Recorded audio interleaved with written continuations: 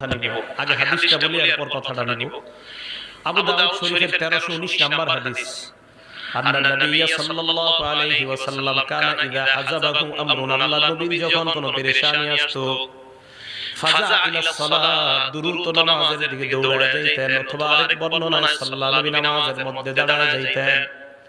হাদিসের মাধ্যমে আমরা ঔষধ শিখতে পারলাম, যখনই আমাদের কোনো পেরেশানি আছে প্রথমে কোনো আলেমকে বলবো না, ইমামকে বলবো না, খতিবকে বলবো না, মাকে বলবো না, বাবাকে বলবো না, পীর সাহেবকে বলবো না। পেরেশানি আসছে, আমার নবী সর্বপ্রথম নামাজে দাঁড়াইছে। আমাদের প্রথম কাজ পেরেশানি আসার পর কি করা?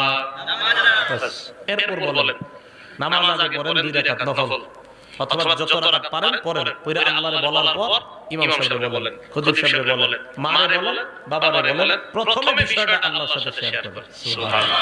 এটা আমাদের নবী আমাদেরকে শিখিয়ে দিয়েছেন। আমাদের নবী কোনো পেরেশানিতে